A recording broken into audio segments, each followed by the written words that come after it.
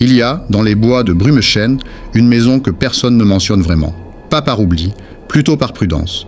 Elle est là, posée comme un osselet oublié au bord d'une vieille route forestière, à l'écart du village. Une bâtisse à un étage, en pierre grise, couverte de lierre, à moitié rongée par l'humidité. Les volets pendant de travers, comme des paupières lourdes de sommeil ou de secret. Elle n'a pas de nom, pas de numéro. Juste, la maison au bout du chemin, comme disent les anciens, les yeux bas, la bouche sèche. On raconte qu'à la tombée de la nuit, des gens y sont entrés et ne sont jamais revenus. Ce ne sont pas des légendes d'enfants, ce sont des disparitions enregistrées, 8 et 10 ans, toutes étranges. Une femme venue faire du repérage pour un documentaire. 2 randonneurs égarés, un photographe urbex avec un compte Instagram très suivi, un ouvrier venu voir si on pouvait la retaper. Tous absorbés. La police a fait des perquisitions, des chiens, des drones, rien, pas même une trace de lutte, juste des sacs abandonnés, des caméras allumées sans mémoire, et ce silence si lourd, si moite, qu'on aurait cru qu'il collait à la peau. La dernière disparition remonte à 8 mois. Depuis, personne n'ose s'approcher, sauf les corbeaux qui se postent sur le toit chaque soir à 23 heures précises. Une centaine, comme s'ils attendaient bien quelque chose, ou quelqu'un. Personne ne sait pourquoi cette maison fait ça, mais certains jurent que dans le silence des nuits sans lune, si on tend bien l'oreille, on peut entendre des pas, lents. Comme si quelqu'un ou quelque chose montait encore les escaliers poussiéreux. Et sous ce silence, un murmure que le vent porte parfois jusqu'au village. « Pourquoi restes-tu dehors ?» Entre. Elle s'appelait Nadia Kumba, 32 ans, française d'origine béninoise, photographe documentaire spécialisée dans les lieux chargés de récits occultes. C'était son obsession. Elle croyait aux mémoires des murs, au souffle piégé dans les plâtres fissurés, pas aux esprits, pas vraiment, mais à l'invisible que les lieux gardaient. Les odeurs, les restes, les silences bavards, elle les traquait avec ses Leica, ses micros ultra sensibles, ses carnets noircis de croquis et d'impressions. Elle venait de perdre sa sœur. Une disparition brutale, rien de surnaturel, un accident de voiture. Mais depuis, Nadia n'était plus tout à fait la même. Moins de mots, plus de nuits blanches. Elle disait parfois que sa sœur lui parlait dans ses rêves, que certaines maisons faisaient écho à ce murmure. Brumechêne, elle l'avait repéré sur un vieux forum de chasseurs de lieux abandonnés. Une maison qui mange les gens, disait un poste, avec une photo floue, granuleuse, prise de très loin. Ça suffisait. Ce genre d'endroit, c'était une signature pour elle. Un terrain à explorer, à ressentir, à capturer. Mais il y avait autre chose. Dans ce coin, il y avait eu, selon ses recherches, un culte discret au début du XXe siècle. Des cérémonies nocturnes liées à des croyances syncrétiques importées de l'Afrique de l'Ouest et mélangées à du catholicisme rural. Des témoignages effacés, des rapports psychiatriques, des enfants qui parlaient à l'homme de la cave. Nadia ne croyait pas aux légendes, mais elle croyait aux empreintes émotionnelles. Et plus elle lisait sur Brumechêne, plus quelque chose appelait. Elle n'en parla à personne. Elle prit juste sa voiture, son matériel et un carnet vide. Sur la dernière page, elle écrivit « Si je ne reviens pas, c'est que je suis entrée trop loin ». Elle arriva à Brumechêne un jeudi en fin d'après-midi. Il faisait lourd. Le ciel hésitait entre la pluie et l'étouffement. La forêt, dense, semblait chuchoter dans un dialecte ancien. Les arbres penchaient sur la route comme s'ils voulaient la dissuader d'avancer. Nadia gara sa voiture à l'orée du bois, sur un petit dégagement terreux, sonné par le chant métallique des cigales et le froissement distant d'ailes invisibles. Le réseau téléphonique disparut avant même qu'elle n'éteigne le moteur. Elle marcha pendant 10 minutes, les feuilles mortes crissant sous ses pas, son sac photo en bandoulière. Puis, elle la vit. La maison. Plus petite qu'elle l'imaginait. Plus vivante, comme si elle respirait. Un souffle lent, profond, imperceptible. Les pierres étaient humides, d'un gris mousseux. Le lierre sur les murs bougeait à peine, sans vent. Elle s'en approcha doucement. Elle filmait déjà, micro branché. Chaque pas était capté. Chaque silence aussi. La porte d'entrée était entr'ouverte, juste assez pour qu'un œil y glisse. Elle n'entra pas. Pas encore. Elle fit le tour, caméra à la main. L'arrière donnait sur un jardin envahi par les herbes folles, mais au centre, il y avait un vieux puits. Sans margelle, juste un trou noir, béant. Elle s'en approcha. Une odeur remontait. Pas de moisissure, pas d'eau, quelque chose de plus métallique, comme du sang rouillé. Nadia frissonna. Et là, juste là, une bourrasque glaciale traversa l'air, alors que tout était calme.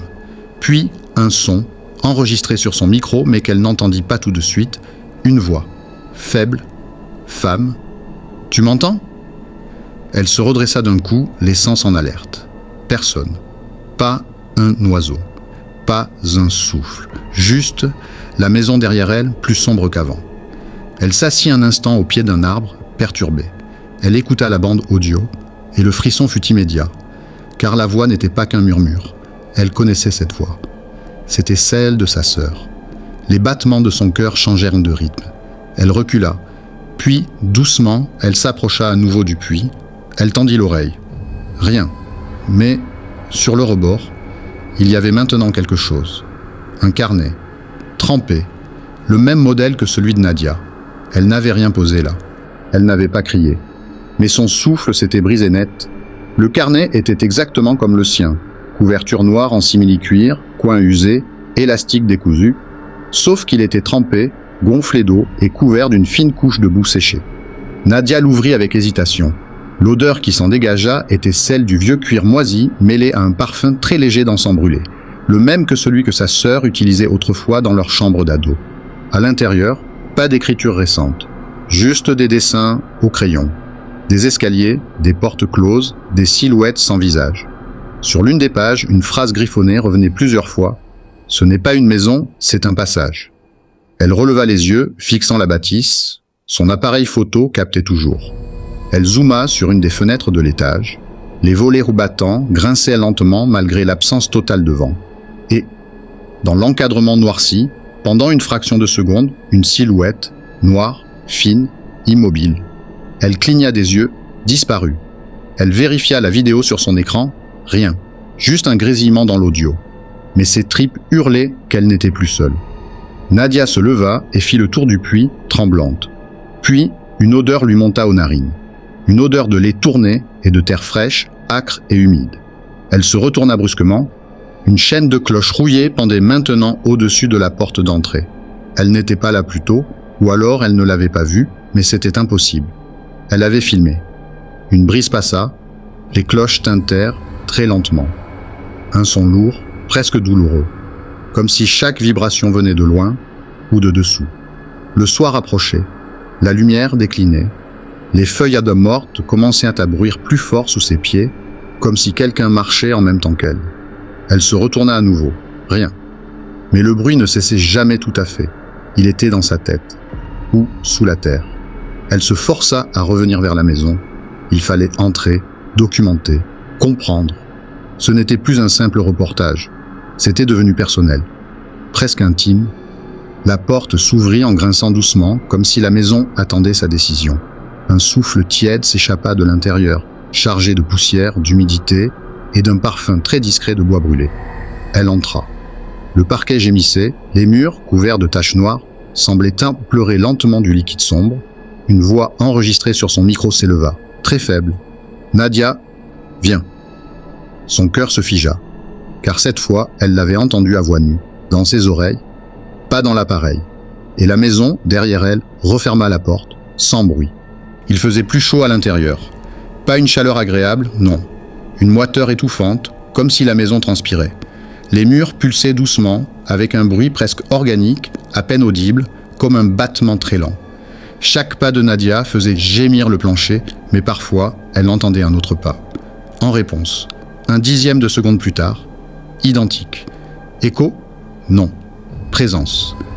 Elle alluma sa lampe frontale. Son faisceau glissa sur un couloir étroit, aux murs jaunis, couverts de portraits effacés. Des visages aux yeux grattés, des cadres vides, des photos brûlées partiellement. Le parquet, sous la lumière, révélait des traces de pas, nus, orientés vers l'escalier. Elle avança lentement. L'escalier craquait, sec et profond. À chaque marche, elle avait l'impression de descendre alors qu'elle montait. Une sensation de renversement étrange, arrivée à l'étage, elle se figea. Là, au sol, au milieu du couloir, un dictaphone. Son modèle, cassé. Le même que celui que sa sœur utilisait. Elle le ramassa. Il y avait une cassette à l'intérieur. Elle l'alluma. « Nadia, si tu entends ça, c'est que tu es entrée. Je t'en supplie, ne monte pas au grenier. C'est là qu'il m'a trouvée. C'est là que ça recommence. Sa voix. Sans doute. Mais elle ne se souvenait pas d'avoir enregistré ça. Elle regarda autour d'elle. Le couloir se déformait. Les murs semblaient certes se resserrer. Des rires étouffés montaient du plancher. Des voix d'enfants, comme s'ils jouaient à se cacher. Mais il n'y avait pas d'enfants.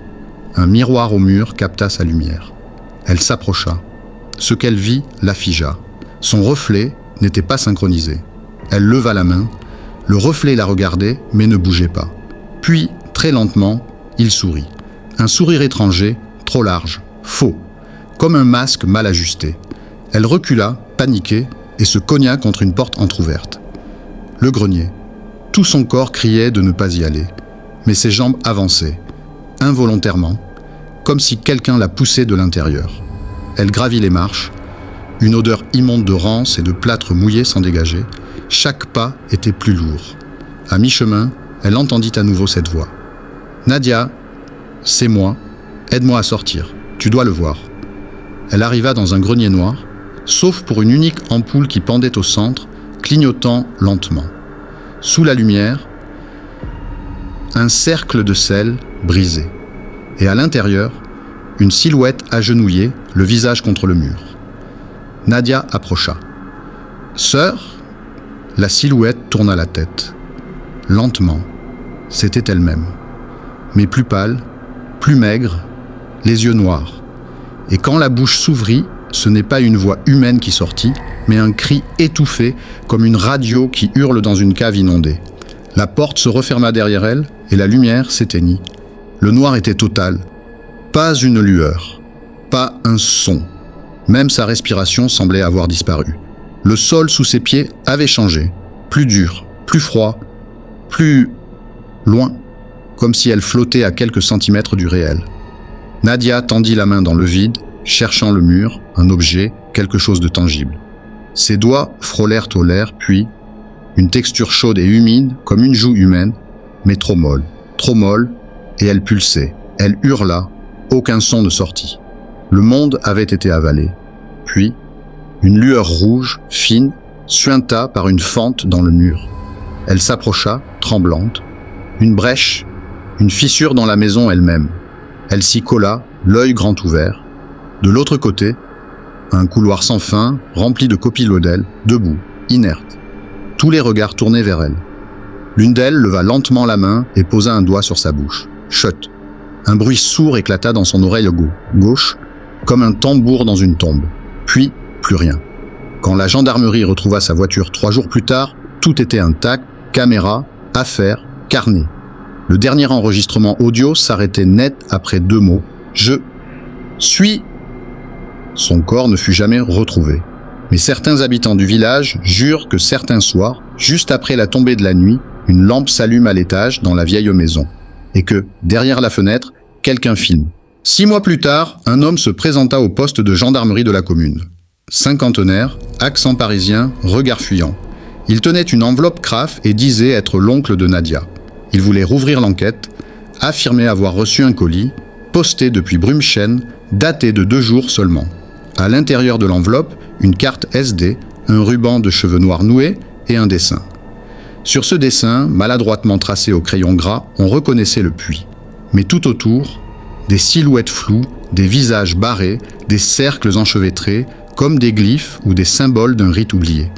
Le fichier vidéo contenait 42 secondes. Une image tremblante, l'intérieur de la maison, la lampe frontale éclairait un mur, puis un reflet. Le miroir. La caméra se figeait dessus. Dans le reflet, Nadia, vivante, haletante. Mais elle ne tenait aucune caméra. Elle fixait droit devant elle, et dans un souffle à peine audible, elle disait « Je suis toujours ici, mais je ne suis plus seule. » Puis l'image se brouillait. Un dernier plan, très net, une main, posée contre la vitre d'une fenêtre, de l'autre côté, la forêt. La gendarmerie fouilla à nouveau la maison. Rien. Vide, les murs effondrés. Plus de puits, plus de carnet. Mais sur la poutre maîtresse du grenier, quelqu'un avait gravé un mot, à la lame, miroir. Depuis, des promeneurs affirment entendre parfois un clic sec au cœur de la forêt, comme un déclencheur d'appareil photo. Et certains disent que si l'on reste immobile à l'orée du bois, dos à la maison, on ressentira une chaleur soudaine sur la nuque, comme une respiration. Mais ceux qui osent regarder dans un miroir juste après jurent avoir vu une autre version d'eux-mêmes, plus pâle, plus fixe, qui ne clignait pas des yeux, et cette version leur souriait.